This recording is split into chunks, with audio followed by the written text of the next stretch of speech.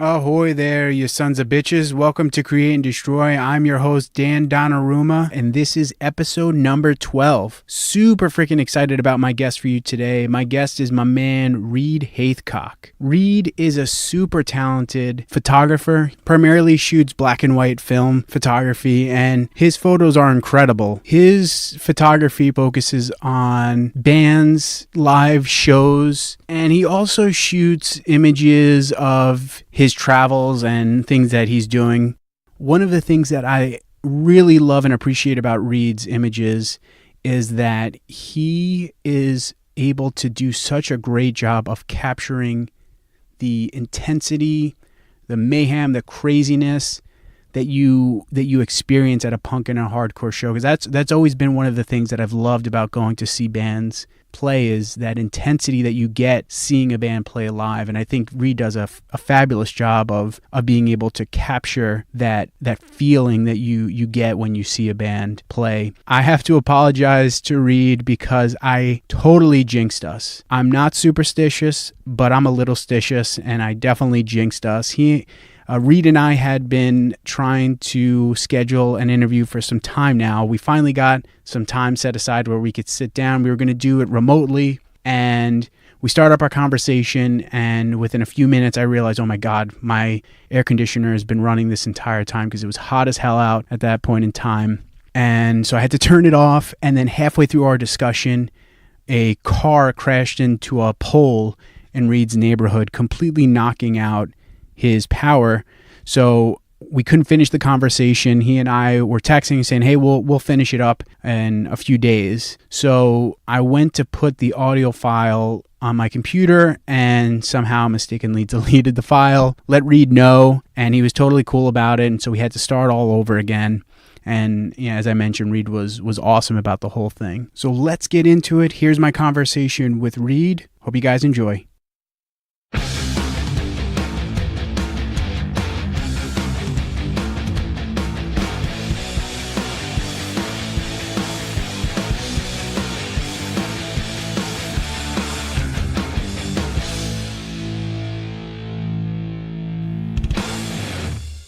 All right, Reid, how you doing, man? I am doing well. How are you? I'm doing very well, very well. Are you ready for round 2 of this interview? I am. Let's go. Before we get into this, is it hot as balls up in Boston? Because it is hotter than shit here in Rochester. Yeah, it's like, I think today was like at 90 something, coming out of a weekend where it was like 75 and beautiful. So summertime's not gone yet. Yeah, same by me. Dude, I got out of work today and it was just like a freaking wall of moisture just slapped me in the damn face. Yeah. I want to talk to you about your photography, but before we delve into that, I first want to speak to you about music and how music has played a role in your life. So how old were you when you first started to listen to punk and hardcore? I must have been like somewhere around 14 to 16, like, I got, Tony Hawk's Pro Skater 1, got that soundtrack from that game, got like the X Games soundtrack in the mid-90s. And then in high school, I heard like Refused and Neurosis, and from there it was like, yo, there's music that's way better and way cooler than like, I don't know, Limp Bizkit or whatever was around when I was in high school. Dude, those Tony Hawk games had some pretty good freaking music on them. Yeah. My wife and I were on a road trip, and she pulled up like the playlist from the first one. I was like, this is taking me way back. I'm pretty sure I heard Black Flag for the first time playing one of the Tony Hawk games. Mm-hmm. Yeah, those games had some seriously good freaking music. Yeah. Do you remember the first show that you went to? I don't know. There was like high school, like kind of local shows. But the first like hardcore show that I can remember going to was Glassjaw. In like 2001 or something, 2002. I know you mentioned that Refused and Neurosis were two bands that you got into initially. What other punk and hardcore bands did you start getting into at this time? It's, I don't know, like hard to remember. It must have been probably at the time stuff that was a little more I don't want to say accessible, but stuff that had like, I guess MySpace visibility. Because at the time, I was using Napster to download stuff back in the day. Oh my God, dude. Same here. And there was a record store in my hometown called BB's Music that they had like a listening station. You can just bring any CD up and you can listen to it, kind of thing. And luckily, well, not I don't know if I want to say luckily, but one of the guys that worked there and did a lot of the stocking for like the punk and metal stuff ran the record label Tribunal Records. So, there was all kinds of D and C grade punk and hardcore and metal in that shop. So I was just listening to anything that had a cool cover art. Was like in a recommended for you by the staff area. So it's, who knows? So when I was younger, one of the ways that I would find out about bands was I would cop a CD and then open up the booklet and read who the band was thanking. So I found a bunch of bands that way. Did you ever do that? Oh yeah. Actually, now that you say that, I think like I must have been, I don't know, 13 or 14. And in some like Sublime CD, I think they thanked Minor Threat. I don't know, they covered a Minor Threat song. So that was the first sort of like, oh, there's this other world of like punk music that isn't stupid. That it took me a while to sort of finally get into it. And what was it about punk and hardcore that appealed to you at that point in time?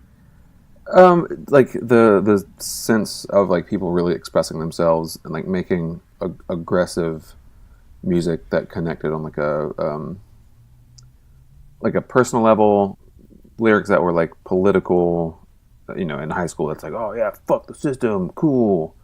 And coming from like, listening to Weezer and Offspring and stuff when I was like 10 in 1993, I guess I was more primed for punk music, and like more off-kilter stuff.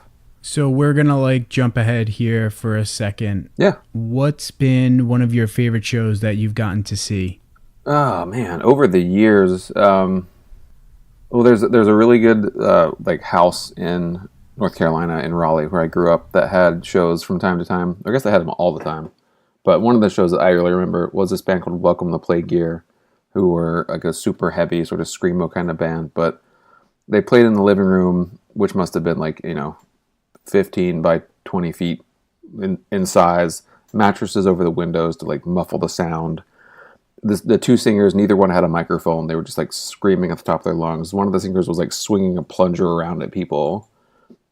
People punching holes in the wall, all kinds of wild stuff. But like those kind of house shows, like the really small, intimate, like crazy experiences like that were some of my favorites. Like I saw Trash Talk in a trailer once and got pushed through a door. Like not through the doorway, but like through the actual door. God damn, man. I saw years ago, you ever listen to the band Tragedy? Oh, yeah. I saw them years ago in some like fucking crusty punk house in New Jersey.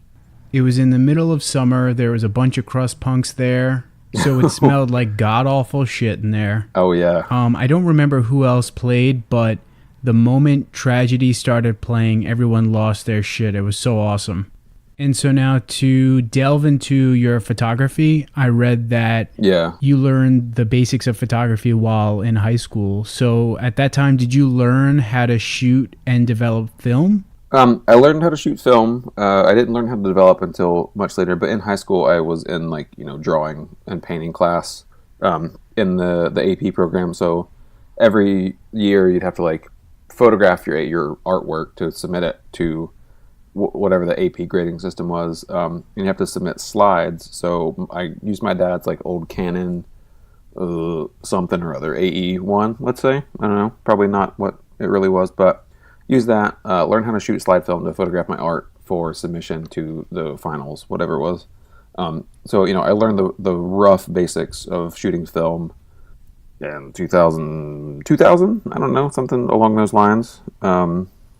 Sort of right before digital became like a really real thing. And then I got into digital a few years later, and then went back to film several years after that. And it was during college that your interest in photography really started to take off, right? Yeah. I worked at like a shitty restaurant and saved up some money to buy like a little Sony point and shoot camera. I don't remember the name of it, some 5 megapixel joint. Just to take with me to like hang out with friends and go to shows and like take pictures of my friends playing music and road trips, things like that. And it really kind of clicked. And I was in college for painting, and I was using my photos as like reference material.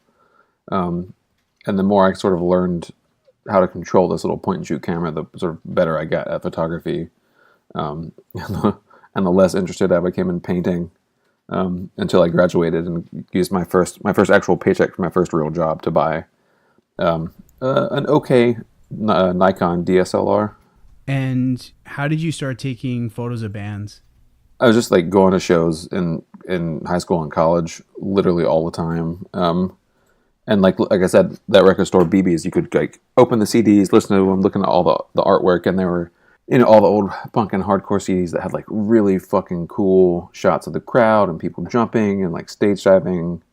And I had always loved Nirvana, and I was aware of like the photos of them like jumping into the drum set or like all this cool stuff. And I wanted to make photos like that, and I was going to the environment where it was happening. So I had that point and shoot camera, and I was just sort of like slowly figuring out how to do it and how to make the photos that I like to look at. Yeah, how did you start to like hone your skills? At first it was using the little point and shoot camera, fighting with it and sort of a very limited range of creative control to get like photos close to what I was looking for and like looking at. And once I sort of wrapped my head around that and got the newer Nikon, where I could control like the exposure triangle manually, I already had like the visual style I was going for, and I quickly picked up how to achieve that, with settings and flash and timing and all that stuff. So what was the most challenging aspect of learning photography for you when you were starting out, and then this point when you began to take images at shows? Starting out, it was just like trying to wrap my head around it and make the switch from like one type of visual art with like drawing and painting into another type of visual art with photography. Had a good basis for like composition and color and all that stuff, but it's just a different mindset. And then trying to learn it while I'm at like a show in a basement and getting like punched in the head by people like to protect my gear, protect my glasses, like figure out what I'm doing, trying to take the picture. It was all a combination of like, trial by fire, sort of learning on the fly. And what about now? What's been for you a challenge in your photography and your art? The challenge now is like, especially with the music stuff, is trying to find a way to keep it fresh and keep it engaging both for myself and people that look at it. Because there's just like so many photographers making cool work now. But then also like I love it. I like doing it. I want to keep doing it. But you shoot shows for almost 20 years, and eventually it's just like, man, I gotta drive to like some butthole venue in Worcester to see a cool show. Like I want to just like stay home and watch Netflix. But I make myself do it. Sometimes I'm not super happy with the photos right now, just because like I've been doing it to death. It's like a lot of work. But other than that, with personal work, just trying to make more books, trying to make more prints, putting together like cohesive bodies of work. That's been the main challenge I've been working on the past couple of years, and it's been a lot more fulfilling. I won't say a lot more. It's fulfilling in a much different way. Trying to create, cohesive bodies of work in books and push those ideas forward in a way that sort of speaks to where I came from with like doing everything yourself, developing film at my house, scanning everything, and now I just bought a printer the other day, so I'm like trying to do more print work in-house. So all aspects of photography, working on them all the time. So there's several things that I want to unpack from that statement. So the first thing is you mentioning, having, especially because how long have you been making photos for and doing photography for? I like officially in my head, I've been doing it since 2002. But here and there before then, but that was sort of the start point officially. Right. So you've got like 16 years of image making. How do you make a cohesive body of work that you're proud of? Whew, you tell me, man. I don't know. Lately, so the thing that sort of kicked off this thinking lately, last winter in New England is awful. It's awful every year, and it gets worse every year the older I get. And I've been in Boston for 10 years as of this year. So last year I sort of used photography as a way to deal with and approach winter and make a cohesive body of work with a set amount of time. Not initially on a set theme, but that where the images would speak to each other and talk about winter and how just like shitty and dark it is. So that was like, okay, I produced this body of work. It works. It's cohesive. I printed it as a book. Cool. And now I'm thinking, looking backwards on all the stuff I've been shooting, especially in the last sort of like 5 years, with all the travel I've done with bands, without bands. Because like, looking back now, I can sort of see the common themes that run through my work I was making when I wasn't shooting shows. But then with shooting shows, I've always had like a plan somewhere to make a book of all the music photos. It's just there's so many pictures to go through and look at, and every time I sit down and try to do it, I find something I didn't think would work when I shot it or when I scanned it, and now it works in a different context. So it's a lot of going backwards right now and looking at stuff I've already made and how it fits in a theme or a narrative going forward. And when did you first make a book? When was the first time you put a book together? The first book I put together was in 2015 or 16. I did a tour. I flew out to California and did a short tour with the band Super Unison. It was them, Self-Defense Family, and Hesitation Wounds. We did a quick California 3 days, and then drove back from LA to San Francisco overnight so I could catch a plane. And I wasn't exactly focusing on the bands or the people in the bands. I was shooting like where we were going, what we were doing, sort of the scenery, the people we were meeting, and then went back and sort of pieced that together. It's not, I don't love it as much as I do my newer stuff, but like it was a starting point, and I think it works really well for what it is as like a travel journal. And people seem to like it. The bands liked it, so that was like the first book a couple years ago. And you put that all together yourself, right? Mm-hmm. I did all the editing. I sent it out to a printer in Minnesota, maybe Smart Press. They did a great job. It looks good. It's super simple, but I kind of wanted to keep it that way, both for my own sanity and for keeping costs lower. One of the things that I always loved and admired about punk and hardcore and going to shows was the DIY mentality. Mm-hmm. And I, as someone that has followed your work over the years, I definitely get a sense that DIY is important to you and the art that you're making. And so when you're creating and you're making books, how important is it to you to do things as much as you can by yourself? I mean, that's one of those things where it's like, it's always important. It's always going to be important. It's just like, it's that, the DIY mindset, like punk brain.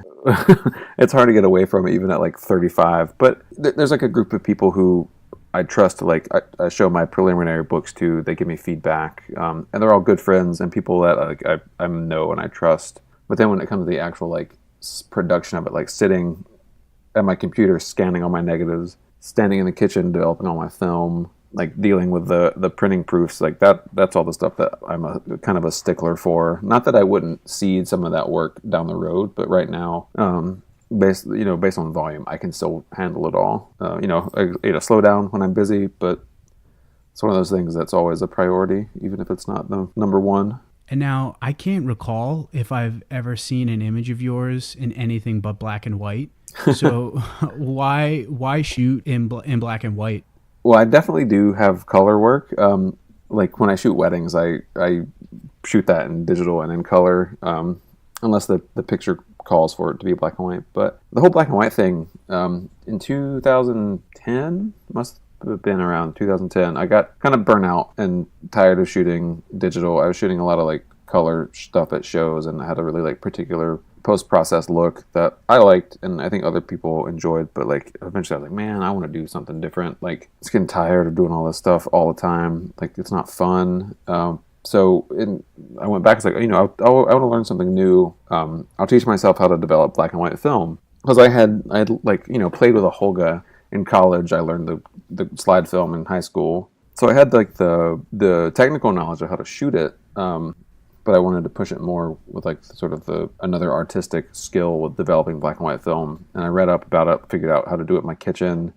Super bootleg at first. But it was fun. It was a challenge. It was another way to connect with the act of photography and making the photos. And you have a little more control throughout the process doing it that way. So it's not just like throw a file into Lightroom and like fight with it. It's, I can develop my film in like super hot water if I want more grain, or like I can use a certain type of developer if I want to like push my film a certain way or pull it or, increase the contrast, things like that. It's just another way of controlling the output. Dude, so you taught yourself how to develop and process film? Oh, yeah. You son of a bitch. So I had to like take a class to learn how to do it because I tried looking it up online and I just got so overwhelmed. Like, you know what? I'm going to fuck this up. I'm just going to go because there's a really cool like art center by my house. So I went and took a class there to learn how to do it. Nice. Was this back in 2010 that you first learned how to develop? Yeah. I kind of looked up the stuff I needed and like ordered about half of it. I was like, it was so stupid. I was in the basement of my old house, like turning the lights out and like unloading film and like putting it on the film reels into the tanks, and like literally any moment somebody could have turned the light on. Like it was a shared basement with 3 other units, so like I'm in the corner like going as fast as I can. Like I have towels stuffed under the door to keep the light out. So that was a bad idea, but that was like only one part of it. The rest of it, like the actual chemistry stuff, was pretty straightforward once I kind of screwed up a few rolls, and like it was no worse than like making a cake or like cooking pasta. There's a formula that you can screw up within a certain range and it'll still work out, but I definitely blew it many times before I got it down pat.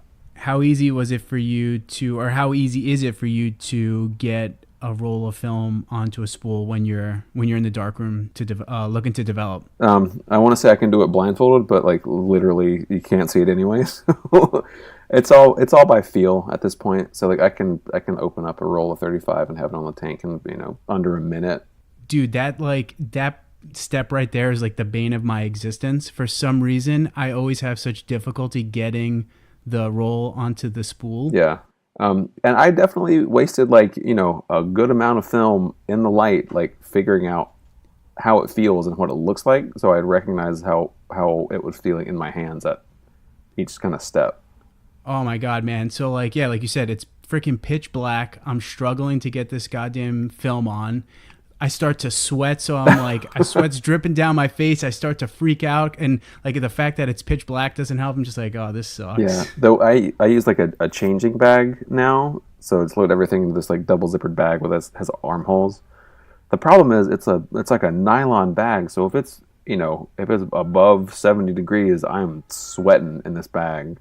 And like the sweatier my hands get, the harder and harder it is to like make the film like do what I need it to do, and I'm like scratching the emulsion and like, yeah. So I learned to go quick. Do you have a setup at your house where you're processing your film now? Mm-hmm.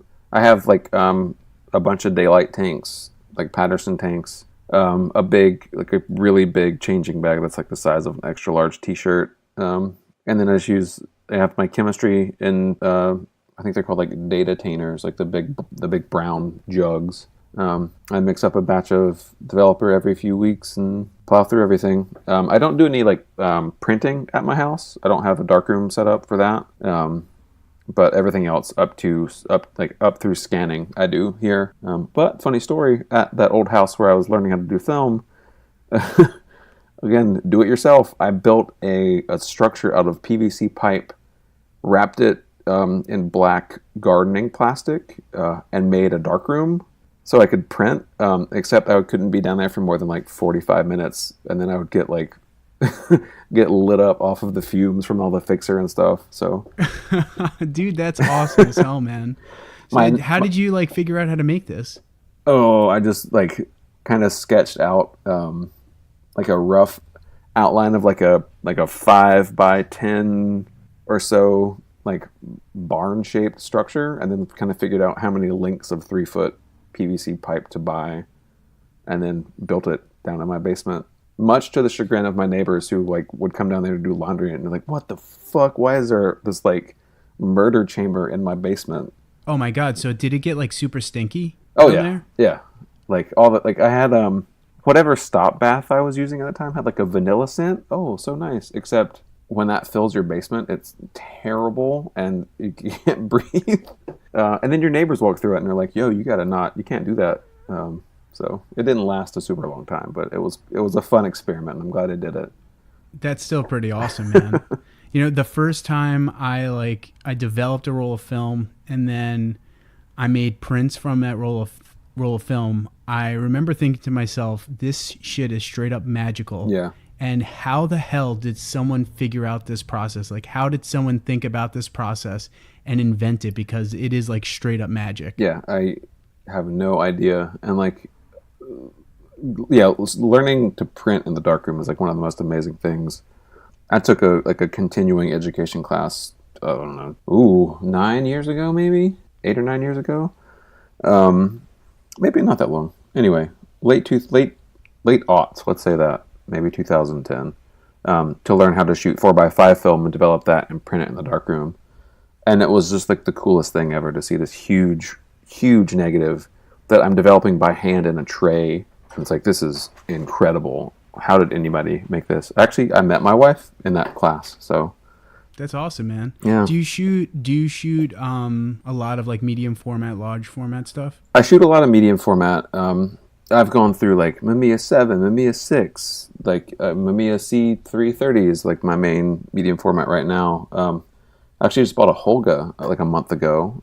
Have been loving it. Like as crappy as that camera is, like sometimes you get a picture and it's like that nothing else in the world could make it look like this camera.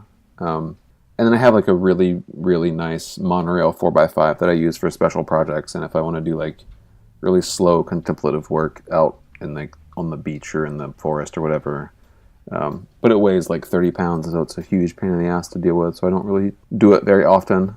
Oh my God, I don't blame you, man. Carrying around a 30-pound camera's got to be such a pain in the ass. Yeah, I have like the case that it sits in is probably like I'm looking at it right now, like 2.5 feet tall by 2 feet wide by like 4 feet long. So it's like a giant thing to deal with, just for the camera. Like tripod is separate, the film is separate in a bag. It's so I don't do it very often.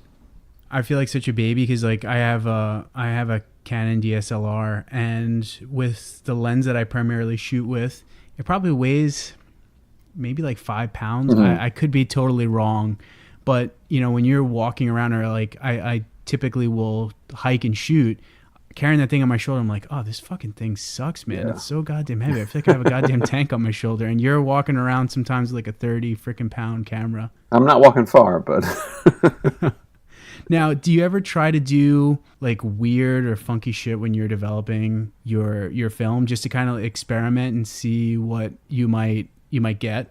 not a lot lately, but there was a time when I would like, mostly what I do now is like push the film to a specific point with like super hot water. But there was a time when I was like trying different, like mixing in different liquids with the water to do the developing it like scalding hot water. And like nothing ever really worked out well, but it was a cool experiment. And I would experiment with like scratching the negative when it was wet and trying to do stuff like that. Where I'm at now, I try to make the weird stuff happen as I'm shooting. So like shoot on bulb mode sometimes, or like shoot flash in a weird way. But I like that I have a set approach to developing where I'm not like worried about screwing things up too much. Have you ever seen like color negative film when it's been film souped? No, what is that? So it's such like a cool process. I'm trying to think of a photographer off the top of my head that does that. I'll have to send you an image so you can see what I'm talking about. It's cool as shit. Like the best way I could describe it would be like, it almost gives it like a tie-dye look. It's not really tie-dye, but that's like the best way I could describe it off the top of my head quickly. And the process is totally made for color negative. So like, you know, a lot of times with my color stuff, I'll just like let it soak in a bowl, and I'll put like Tabasco sauce, like vodka, maybe a little bit of laundry detergent. And it just gives it this really cool like colors. Whoa. And so I thought to myself, let me try this with black and white, with a black and white roll and see how this works. And it totally did not work at all. Like, I think I got like one or two images that it maybe looked a little bit cool, but it totally just like ruined the roll for me. Yeah, that sucks. But yeah, it looks really cool on color negative stuff. Huh. I'll look that up. Yeah, send me some pictures. I would like to see what that can do. Definitely, man. Do you usually shoot with a specific type of film? I shoot for film like HP5. That's basically the only thing I use anymore. I've and portrait if I'm going to shoot color film. But HP5, like that's what I learned on, and I just like I know it super well. I know how it reacts to light, how it reacts to chemistry. So I don't stray too far. I've used Kent Mir 400 in the past, which is like, from what I understand, like basically HP5 with less silver. So it's a little cheaper and a little less punchy. And then I've used Tri-X. I just don't like Tri-X. It curls too much when it's drying. Yeah, I feel like this is blasphemous. Like I shoot HP5 as well, being that I live in Rochester. Oh yeah. I feel like it's blasphemy to say that I don't shoot with Kodak film. George Easton's going to get you. Yeah. I really like HP5 as well. For color stuff, I usually will shoot Kodak Ultramax. But yeah, I like it. I like HP5, dude. Ilford, I feel like they know what's up. Yeah, I just feel like it handles. It's not as like extreme as Tri-X. And then like T-Max, I shot it a little while and it was like, whatever. So. Have you ever messed around with lomography film before? I have in the past. I've used their like the Lomochrome purple, and then like once in a while I'll get like a red scale or whatever else kind of weird stuff they have going on. It's never been my favorite thing, but once in a while it's fun to switch it up. Yeah, I kind of like how their film look, but I've never copped any of their rolls just because it's usually like double the amount of how much a roll of Ilford costs. Yeah, and then you have to pay to either have it developed or send it out, and it's like, man. Yeah. When you process and develop a roll, do you usually do any kind of edits like after the fact in like Photoshop or Lightroom? I bring everything into Lightroom, and I'll maybe like bump up the contrast a little bit. Nothing that you couldn't do with like an optical printer. Dodge and burn and remove dust from my own failures at keeping things dust free, but whatever. But nothing crazy. I don't like, clone things out and crop crazy things like that. Isn't it amazing how sinister dust is in this process? That's part of the reason I don't really shoot color film anymore. Like I feel like every time I scan something, it's like, yo, where is all of this dust coming from? All the fucking time, man. It's such a pain in the ass, dude. And like with black and white, it kind of like looks nice, and you don't really notice it because it kind of fits in with the grain, unless it's like a big hair. But like with color negative, it's just like, yo, what the fuck? Like I blasted this thing with like compressed air. I like wiped down my scanner. I've got the gloves on, and still such a pain in the ass. Yeah. What's usually your go-to camera? So I have several. The one that's like always with me is my Leica M6.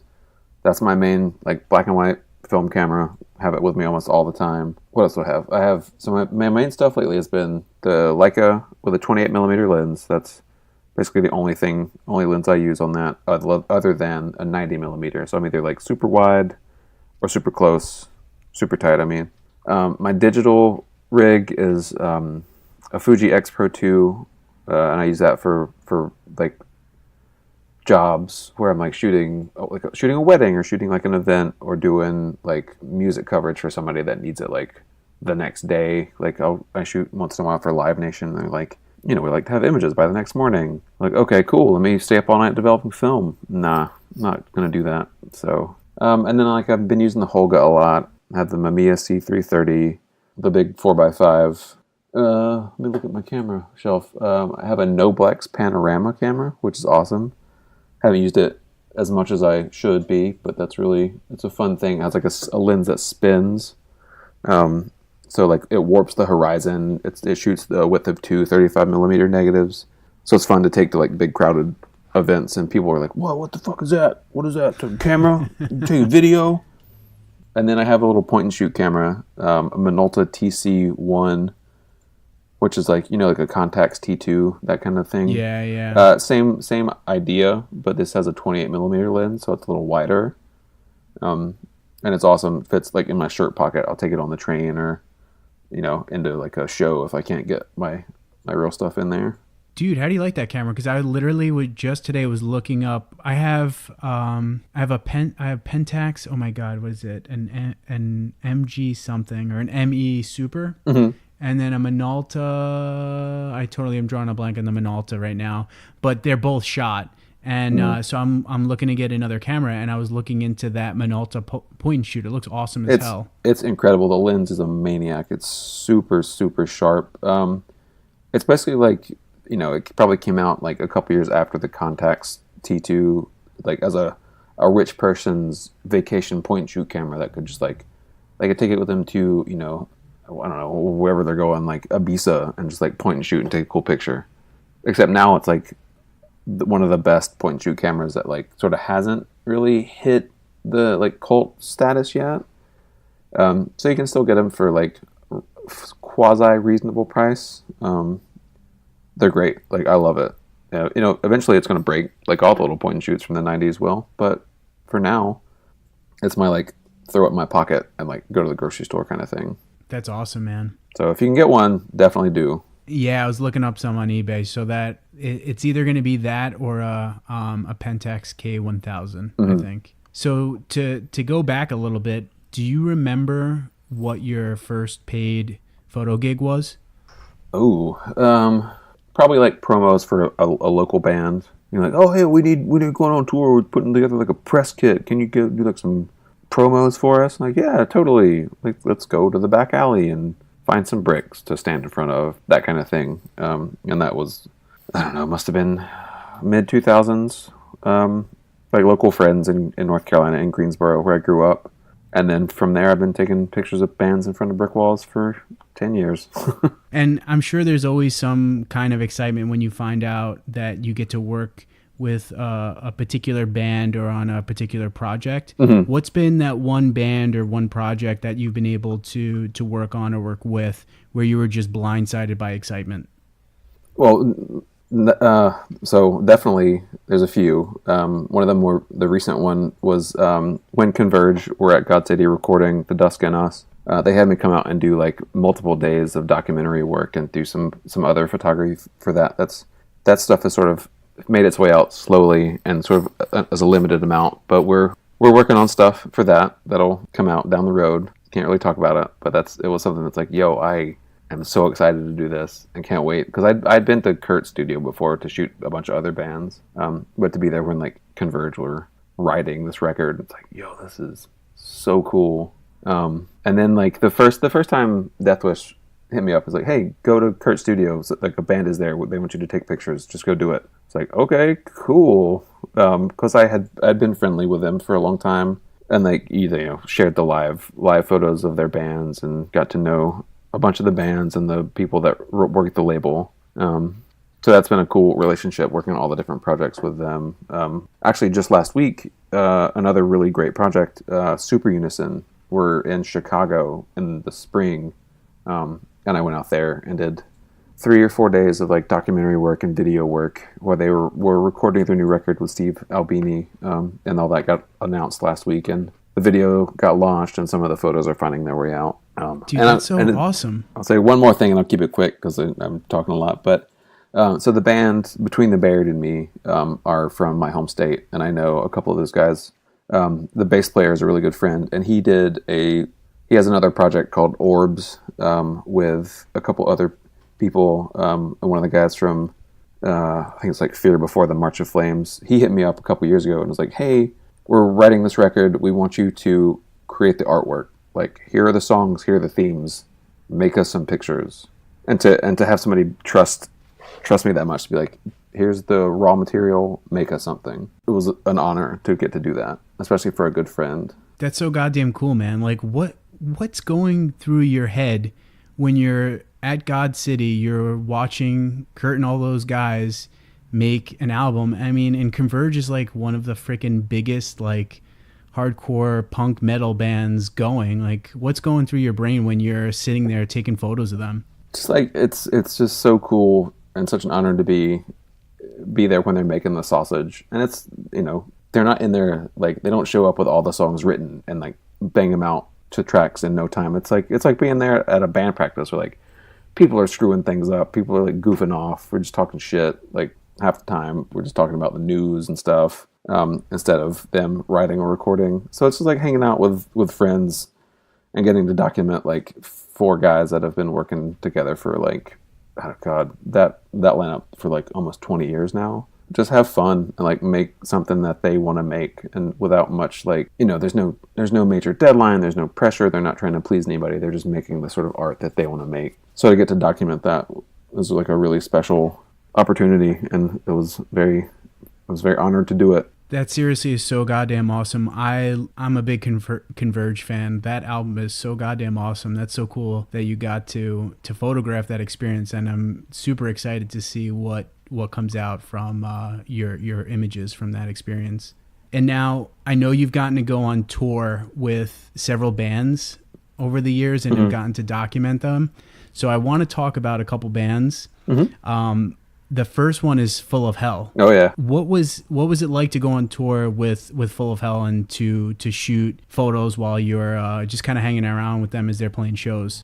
Same kind of thing. Like getting to be a fly on the wall with these guys that are like, they're great friends. They're having a good time. They're young. It's like sort of like the world is their oyster right now. And that on that tour, like Revolver hit me up and was like, hey, I knew the guy that's now the creative director. And he's like, hey, we want you to go to the UK with Full of Hell. Go do what you do, which was great. And not having any sort of like pressure on me to like make something specific. Just get to go document what was happening, the guys' interactions, like what we were doing, just driving around, like pushing the van once it broke down, down to the gas station. It was great. And really it's like getting to see see behind the scenes where it's not like, there's nothing crazy happening. It's just like, punk dudes on tour sleeping on the floor. But to get to do it with like friends and for friends was sort of the best aspect of that. I remember seeing those images when they were released and seeing that they were for Revolver and just being like, that's awesome as hell. Like when you got that, I'm assuming email or phone call saying, hey, we want you to go on tour with Full of Hell and shoot images. I'm sure there was excitement. Was there any kind of like anxiety about shit? I have to now make these images and hope that they will live up to these individuals' expectations?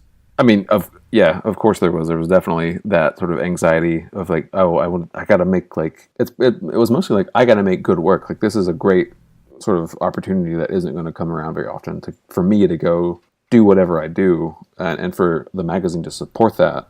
So that was like, oh, I can't blow this opportunity. Like, I don't want to come back with a bunch of rolls of film that were just like blank or that like got lost or whatever. But then once I was there in like on tour, it's like I know those guys, I've known them for years, and just like hanging around with friends and doing long ass drives on the other side of the road. So no major difference than it is here, driving with friends around New England. Just couldn't understand all the Scottish people. That was the main thing. And so the other two bands I want to talk to you about are Modern Life is War, because they're like one of my all-time favorite bands, and Nothing, because I feel like those dudes are like wild as hell. So what was it like to go on tour with Modern Life is War as well as Nothing? They're very different experiences. Let's say that. The Modern Life is War guys, that was one of those things where like when they came back into 2013, Death Wish hit me up and was like, hey, Modern Life is War are coming back. They're working on a new record. They're practicing at this house and they're going to record with Kurt. Like, go hang out, take pictures. Cool. Yeah, I love this band. I drove like 6 hours to go see their last show in Atlanta when they were on tour in 2008. Like, I would love to do that. And then they're all like, I meet them and they're all like super great dudes. And they're like, oh yeah, we remember meeting you at, in Atlanta. You took our pictures there. Cool. Like, let's hang out and kind of, become friends. And then when they did a little, I think it was like a Labor Day tour through New England and New York, I hit them up like, yo, do you guys have any room in the van? Like, I'd love to come along and make some pictures. And they were like, yeah, dude, why not? Awesome. Love to have you. So I jumped in the van and we, drove down to New York and Philly. And actually, I met the Nothing guys on that tour because they played together at Webster Hall, I think. Yeah, something. And then from there, it's just like whenever they come through, I go out and take pictures. We hang out for a while, and they're great dudes. Can't wait for the new stuff to like start making its way out. And then with Nothing, I met them then. They came through Boston a couple times. I took some pictures, sent them over to Nikki, and he was like, "Yo, dude, these are great. Like, I love this. Whenever we come through, like, let's do more pictures." And then from there, I think I don't remember if I hit him up or if he hit me up, but I was like, "Yo, we're doing this summer tour. Like, come with us. Come make some photos." I was like, "Yeah, absolutely. Like, why not?" And they definitely like those are some party dudes. They like to have a good time. And of course I was with them in like Philly, New York, and Boston, which are like, the East Coast megalopolis, where they know everybody and their dudes are out at every show. Backstage is crowded and crazy and smoky. But again, it's just like, it's friends hanging out, making music, playing are essentially punk shows. They're just playing like shoegaze music to 1,200 people.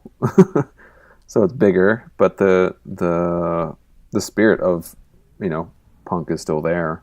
So it's, no different than riding in a beat up van to, like, the Butthole venue in Worcester to see friends play there. Only this time we're riding to Bowery Ballroom.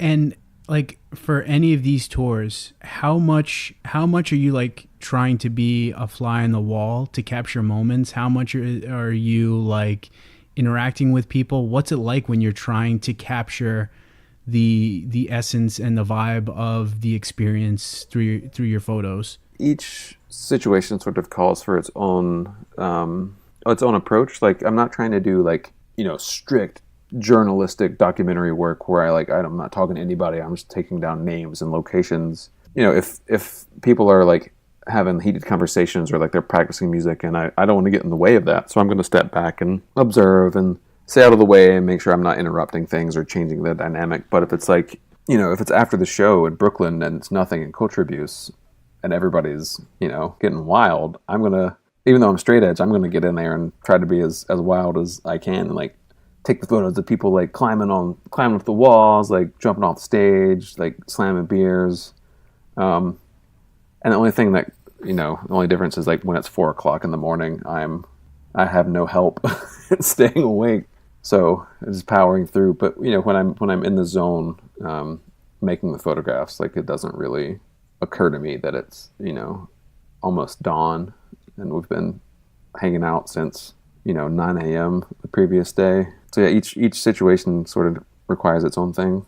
Dude, how the hell do you stay up till like 4:00 in the morning? I stay up till like once the clock turns 12, it's like I'm like the pumpkin, and is it Cinderella? Like I'm just ready to go right to bed, man. Yeah. Well, I mean, that's like a special case when I'm out on tour, and like that's what the social contract is. Because I don't want to miss, like if I'm like, oh dudes, I'm gonna go to sleep, like I'll be in the van, that's when people are gonna like break into a warehouse and like go to a rave, and like I wish I was there with my camera. So I stay up and power through, and once everybody else is winding down, that's when it's my cue to like, the photos are kind of not going to reveal themselves so much, so it's time to go to bed and check out for a little while. But on a day-to-day weekday basis, like it's Monday night, I worked all day, so I'm going to go to bed at like 10 o'clock if I can. I listened to an interview that you did. It was a few months ago on another podcast, and the podcast is totally like, I'm totally drawing a blank right now. Was it Free Pizza? Yeah. It was a good interview. It was a good interview, and you're talking to the interviewer, and you had mentioned that you started helping out a local photographer, that you were helping her with archiving images that she took during like the 80s and 90s in the punk and hardcore scene in Boston, correct? Yeah. And, I'm listening to this and I kept thinking like, dude, he's taking photos of all these big, important bands of our era. And 20 years from now, 15 years from now, people may look at his work and say, yo, he got to take photos of this band or this band and look at your images with, an appreciation. Do you ever think that like you're taking photos of these really awesome bands that are doing really awesome things during our lifetime, and that 20 years from now people may look at your images and be like, holy shit, this is awesome work, and these are awesome bands that he got to photograph?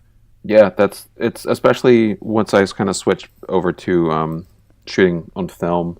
Like that was a consideration, like making an archive of the stuff that's going on now, and it's been going on for the past 10 or so years. Like I want to have that sort of lasting archive and document of how things are now.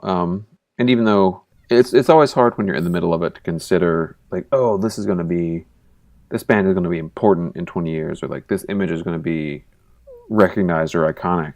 Most of the time I'm just taking the picture. Like I'm in the moment, not thinking about it. There's every once in a while when something like a situation will pop up and like, yo, I'm glad I'm doing this because I can see the purpose of it now. I flew out to California a few years ago when Comadre broke up. So they played their last show at Gilman. They had a bunch of friends, bands play. I was there. I was taking pictures. And I was like kind of sitting behind the drummer once Comadre was setting up, and before they played, they always kind of like huddled together as like a, everybody put your hands together, let's go kind of thing. Yeah, so I was able to get a photo of these guys playing their hearts out for the last time, and that final connection of this artistic creation. And like that is going to be one of those pictures where it's like 20 years from now when like some kid finds a whatever media is available in the future in their like space pods, they're going to find an old Comadre record and be like, this is crazy. Like how are people doing this? And then like I have photos from, kind of, you think about it now when somebody has a photo of like Guns N' Roses from when like right before Appetite came out, you can look back at it and be like, whoa, these were kids. These are young people like about to blow up. Or like photos for like, Blondie back when they were playing CBGBs, things like that. It's like these are a glimpse into the past that sort of predates the fame and the recognition. So I hope to one day down the road sort of have some of those photos for bands that mean a lot to people and are making really cool art. Like I got to shoot portraits and promo stuff for Deaf Heaven like the summer that Sunbather came out, and like looking back at those pictures, which has now been, I don't know if 5 years or whatever, like I saw them a few weeks ago and everybody's like, they're like tour tight. They've this new record. It's great. They have a sense of what they are. But back then it's like, these dudes from California who like made the record they wanted to make. And then a month later it's on like, it's in an Apple commercial on like the subway of New York City, and getting that view of things kind of before everything kicks off is always very cool. Yeah, man, I definitely think that you are making work that will have those legs to last a long time, and that 10, 15, 20 years from now people are going to look back on some of your images and be like, holy shit, this is special. I want to talk to you about Bromide Collective. Mm-hmm. Could you talk a little bit about what that is and what it's about? Yeah, Bromide Collective is my super neglected project with these two guys from England who we all like the same music. We all kind of make complementary photographs and think about photography in a similar way. So a couple years ago, like we should we're making pictures of similar people and at similar places, like, and our work speaks to each other. Like, let's make a collective so we can have our own outlet to, present the work that we're making, especially with music, and use that as a way to like get higher profile gigs, become like an outlet that people go to for pictures of this kind of music, kind of modeled on like the Magnum approach, where it's like we don't want to be beholden to an editor to be like, come back with pictures of this particular person in this way. we just want to shoot things the way we want to shoot it, and who we want to shoot, and how we want to shoot. And as such, it is very out of date because we're all so busy making pictures that nobody ever has the time to sit down and like update the website or like get new work to each other. So it's still there. We're still working on it. The goal is to have sort of a magazine style thing come out at a non-specific point in the future, because it was supposed to be this past spring and that didn't happen. And I'll take my portion of the blame for that, just from not getting on the ball. But it's a thing we wanted to do to like have some control of our work from the outset of like, I want to shoot this in this way and I want to present it like this, and not owe anybody anything specific. I'll be waiting anxiously for that book to come out. Me too. Well, I'll get it done eventually. I'm sort of the, I guess, de facto like designer and art director-ish kind of thing, because I have the most sort of graphic design and print publication skills. And it doesn't help that the other guys live in England. So anytime we want to like Skype or chat, it's like I got to get up at 6 a.m. while they're having lunch. Because you're right there like 5 hours ahead of us. Yeah, but they're great. Actually, on that Full of Hell tour, last summer, I got to meet both of them for the first time like, in person, and we hung out for a day, and we shot the show and portraits of each other and things like that. It was really cool. How did you guys meet originally? Just through the internet, like taking, you find people on Instagram that your work connects with, and Facebook groups, things like that. I think, so it's Nick and Mark, Nick Sayers and Mark Elmore. Nick takes pictures of kind of the similar bands that I do, and Mark takes some pictures of music. He was a musician himself, but he's more into like documentary work and sort of larger projects, longer term projects that aren't just music related. I sort of make both of those things, and they know each other because they live super close. They go to the same sort of events. And Nick reached out and was like, "Hey man, love your work. Let's do something." So that's how we started. Nice, man. What does photography mean to you? It means I don't have enough time to do anything in my life. It means I spend too much money on cameras and film and paper and printers, and make my wife drive to stupid places because there's a weird sign or like an event is happening that I want to take pictures of, and she's like, okay, let's go, whatever. Photography is a way to navigate the world for me. I'm not a shy person, but like I'm not like super outgoing either. So I see somebody that looks interesting and I want to talk to them at like a show, like, hey, cool shirt, or like, hey, I don't know, whatever. Photography sort of presents itself as a way to bridge that gap in a more direct way, or in a way that can offer can be beneficial to other people, or like gives me the opportunity to create work about the things that I'm experiencing and going through and interested in. And it's a good excuse to like just travel, like get out there, see stuff, do cool stuff, meet cool people. And then have that sort of that archive and make a collection of work that means something, even if it's just to me, to have documented these things, these places I've been, these people I've met, these shows I've been to, the things I'm thinking about. It's like as I get older, it becomes like an all-encompassing thing. A lot of people, especially in punk music and hardcore, it's like a youth culture thing, and a lot of people find that they age out at some point. And I think that to a certain degree, photography can be similar. It's a thing that like you make a really intense connection with as a kid, oftentimes, and then you get too busy. Like you grow up, you get a job, you have kids, you buy a house, you get a car, and it's just hard to find time to do the things that sort of keep you connected to making art and creation and I don't say youth culture, but that's an aspect of it. Staying connected to the things that you were intensely engaged in creating when you were younger. And that's what it is for me. Like, it's a thing that I did when I was younger. It's like a fun outlet, a cool hobby that became more serious, and now it's something that like consumes my brain 24 hours a day.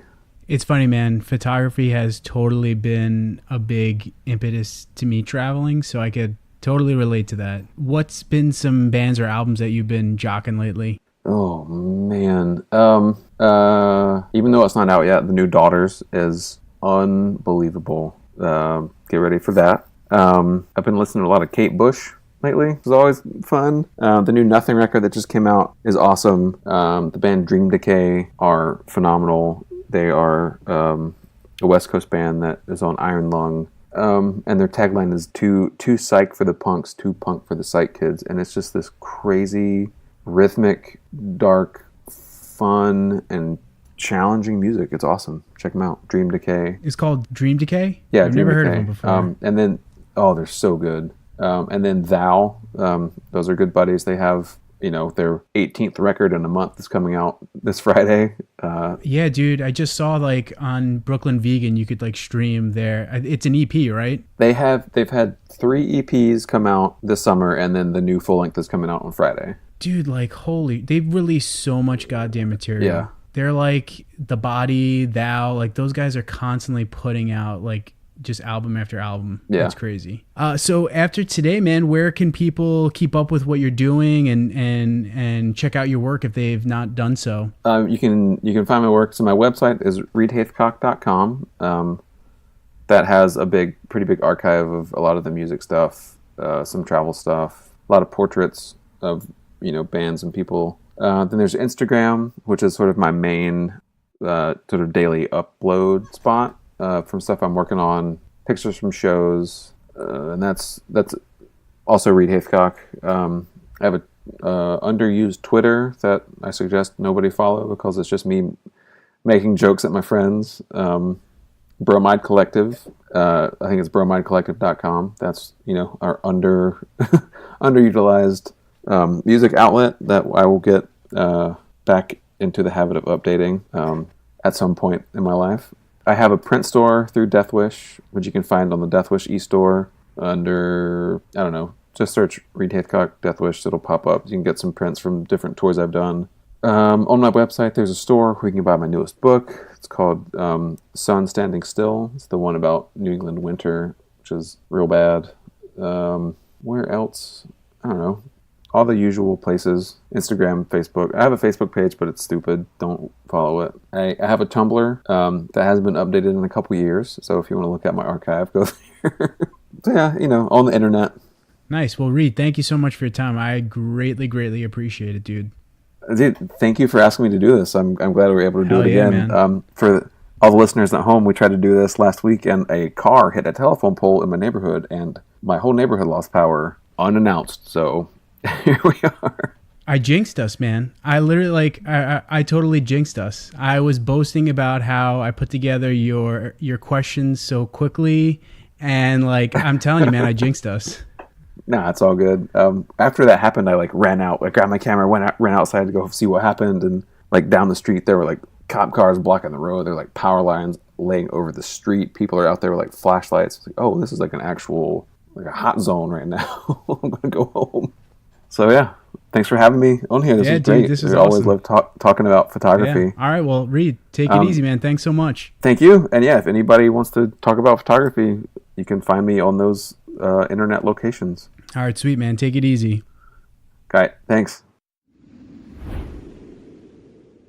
And there you have it, folks. That's my conversation with Reid Haithcock. As I mentioned, Reid's a super awesome dude, super talented son of a bitch. Check out his work. I will make sure to add links in the show notes to how you can follow him on Instagram and social media and how you could check out his website. Buy some of his prints. You can get some of his prints on the Death Wish e-store as well as on Reid's website. You can cop some books. So grab some of his work, follow him on social media, check out what he's up to and what he's got going on, and you won't be disappointed. Hey, if you like the show and you've been following along all this time, you have yet to subscribe, give us a follow, subscribe. If you can rate us on iTunes, that would be even freaking better. Follow the show on social media. You could follow Create and Destroy on Instagram, Tumblr, Facebook, all at Create and Destroy Podcast. And you could also follow the show on Twitter at CreateDestroy_. All right, jabronis, until next time, get out there, create something cool. I'll see you next time.